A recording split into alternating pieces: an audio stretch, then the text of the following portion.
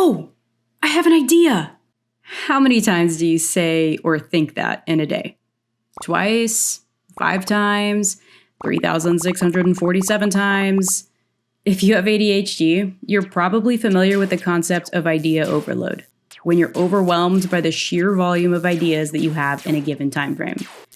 Some of these ideas can be brilliant, and others not so much. But what happens when you have too many ideas bombarding you at once?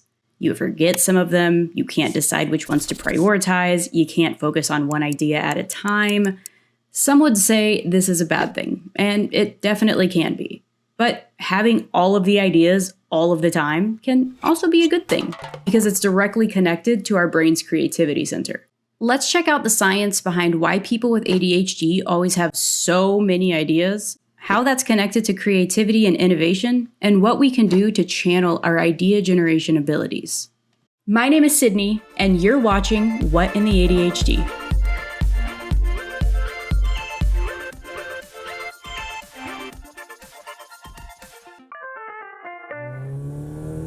You know when your brain feels like it's on overdrive, connecting dots and making associations faster than you can even keep track of?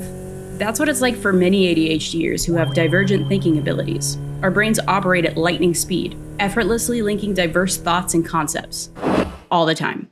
It's like having an endless brainstorm on steroids. And sometimes it can feel like too much, too fast.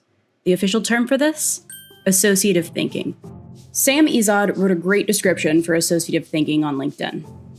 Associative thinking is a mental process that involves linking or associating one idea, thought, or concept with another, often seemingly unrelated idea or concept. This type of thinking is important for creativity, problem solving, and decision making. It allows individuals to make connections between seemingly disparate pieces of information and draw conclusions that may not be immediately obvious. So basically, an associative thought is just the connection that you make between ideas based on their similarities, contrasts, relationships, or patterns.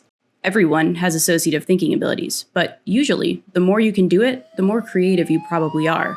That's where the associative horizon comes in. Now, an associative horizon is similar to the horizon that we see every day when we look out past a field or the ocean. And just like the sky's horizon marks the farthest point we can physically see, the associative horizon marks how far someone's mind can roam when they're connecting ideas. Associative horizons exist on a spectrum. Some people have a narrow horizon, only connecting ideas that are already close to each other, while others have a broad horizon, reaching out to connect even the most distant concepts. And then there's everything in between. And it may not come as a surprise to learn that people with ADHD are more likely to have wider associative horizons than neurotypicals. But why? Let's get into the neuroscience, shall we? In the brain, there's a network of regions involved in higher order cognitive functions, like attention, decision-making, and working memory.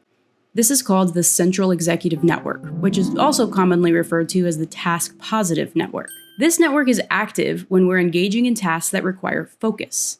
Typically, the more mental effort the task requires, the more activity you'll see in the task-positive network. But wait, that's not like what we're talking about, is it? Because ADHD? Okay, wait, no, here we go. This makes way more sense. The default mode network, or the DMN. Your default mode network is exactly like it sounds. It's your brain's default mode, and it's active when you're not focusing on tasks. Like when you're daydreaming, relaxing, remembering something from your past, imagining the future, thinking about yourself in general, or just letting your mind wander aimlessly. So the DMN and the task-positive network kind of work as opposites. When one becomes more active, the other is supposed to reduce its activity. Normally, the executive network will take over when it needs to, temporarily deactivating the default mode network so the appropriate executive functioning skills can be accessed. The DMN can only come back online after the executive network's activity goes down. Now, that's in the typical brain, and last time I checked, I don't have a typical brain. So what's going on inside ADHD brains? Research actually suggests that the default mode network in ADHD brains might operate a bit differently than what it's supposed to do. Instead of merely serving as a resting state network, the DMN seems to be hyperactive in ADHDers, constantly firing, even during tasks that require focus. I know, shocking, right? So, what does all this have to do with the ADHD brain's tendency to go overboard with its great ideas? Everything. Example time! Let's say we have two people, each with their own bulletin board. A neurotypical with a narrow associative horizon and an ADHDer with a broad horizon. We're going to give them a phrase and ask them to list related ideas, words, or concepts. Basically, whatever comes to mind within 1 minute of hearing the phrase. The random phrase they're given? Milky Way. Narrow horizon. Ready? Mm-hmm. Broad horizon. Ready? 3, 2, 1. Associate. Again, I want to emphasize that horizons exist on a spectrum. Having ADHD doesn't always mean that you're going to have a broad associative horizon. Just as being neurotypical doesn't mean that your horizon is going to be narrow. This is just an example. Okay, let's check in on our Milky Way boards here. After the minute is up, which board do you think has more ideas? If you guessed the broad horizon, you were right. The board for the narrow horizon has a concise collection of related concepts, and one of the pens was only added after they were teased for their naked board. Yes, I totally dragged my neurotypical partner into this, which means that the chaos board next to his would be mine. The ADHDers board has more ideas penned, and they're definitely more random. A small portion of their ideas overlap with those on the neurotypical board, but most of them are pretty out there, like these Missy Elliott lyrics and a receipt for a really expensive impulse buy. While this board may be more fun and creative than the other board, what's the downside here? Let me ask that in a different way. Which board would you rather use to answer the question, what is the Milky Way? If you're like most people, you probably chose the narrow horizon board, because it actually does answer that question without getting sidetracked by research rabbit holes and grocery lists. Sure, it's not as entertaining to look at and add to, but it gets to the point. This board represents the thought process of someone who can channel their focus. In other words, their task-positive network was probably in charge during the exercise. On the other hand, the ADHD board, my board, was all over the place. Woo!